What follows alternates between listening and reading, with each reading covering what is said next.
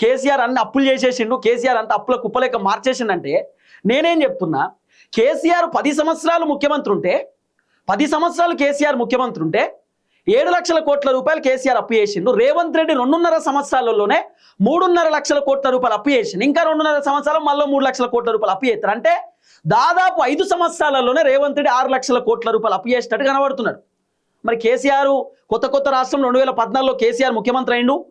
New state కొత్త రాష్ట్రంలో అన్ని కొత్తగా చేసుకోవాల్సినటువంటి అవసరం ఉంటుంది. కొత్త ఇల్లు కట్టుకున్నప్పుడే మనం అప్పులు తీసుకొస్తాం గృహప్రవేశం చేయడానికి, లేకపోతే ఇల్లు కట్టుకోవడానికి ఎక్విప్మెంట్స్ కోసం, లోపల ఫర్నిచర్ కోసం రకరకాల అప్పు చేస్తాం. మరి ఇంత పెద్ద రాష్ట్రాన్ని నడపాలంటే ఖచ్చితంగా అప్పులు అవుతాయి కదా. సరే అప్పులు అయినాయి. మరి రేవంత్ రెడ్డి ఏం చెప్పిండు, ఇన్ని అప్పులునే ఏందో నాకు తెలుసు, రాష్ట్ర ఖజానాతో రాష్ట్రాన్ని ఎట్లా నడపాలో నాకు తెలుసు, నేను కేసీఆర్ లెక్క కాదు, నేను చాలా తెలివికల్లోని, రాష్ట్రాన్ని ఎట్లా అభివృద్ధి చేయాలో నాకు తెలుసు అని చెప్పిండు. రేవంత్ రెడ్డి చాలాసార్లు అంటాడు దివాలా తీసినాం, ఆగమైపోయింది తెలంగాణ, కథమైపోయింది, చిన్నాభిన్నం అయిపోయింది, పైసలు లేవు అని చెప్పి రేవంత్ రెడ్డి చెప్తాడు. సేమ్ ఎమ్మెల్యే గారికి అదే చెప్తున్నారు, పైసలు లేవు, ఆర్థికంగా ఇబ్బంది పడుతున్నాం, అన్నీ చేస్తాం. 5 చేసేసిరట, ఒక్కటే మిగిలిందట. మరి ఒక్కటి ఏందో అర్థమైతలేదు. ఆ ఒక్కటి ఏం మిగిలిందో మరి 6 గ్యారెంటీలల్లో. సో ఎమ్మెల్యే గారు రియాలిటీ తెలుసుకోవాలి. అంటే గ్రౌండ్లో తిరిగితే బాగుంటుంది. గ్రౌండ్లో తిరిగి అసలు ఏంది పరిస్థితి, ఎట్లున్నది, జనాలు ఏమనుకుంటున్నారు ప్రభుత్వం పైన, అసలు పొగుడుతురా తిడుతురా, జనాలు ఏందనేది అర్థం కావాలా. ఎమ్మెల్యే గారు ఏం చెప్తున్నారు, మీరు పబ్లిక్ని అడగండి అంటున్నారు.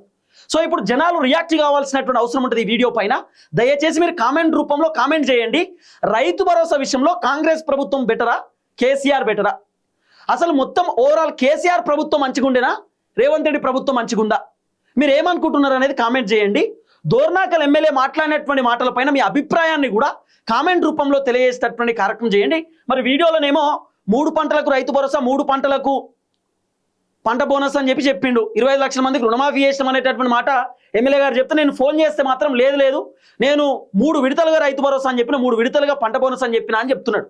సరే దీంట్లో విడత అనబోయి, విడతలుగా అనబోయి, లేకపోతే 3 దఫాలుగా అనబోయి ఆయన 3 పంటలుగా అన్నడేమో మరి. సో ఆ విధంగా ఆయన కూడా మాట్లాడే కార్యక్రమం చేసి, ఏది ఏమైనా రైతు భరోసా విషయంలో కాంగ్రెస్ ప్రభుత్వం ఫెయిల్. ఎమ్మెల్యేలు మంత్రులు వాళ్ళ ప్రభుత్వాన్ని వాళ్ళు ఖచ్చితంగా పొగుడుకునే కార్యక్రమం చేస్తారు. మా ప్రభుత్వం చాలా గొప్పది, అద్భుతమైన ప్రభుత్వం అని చెప్తారు.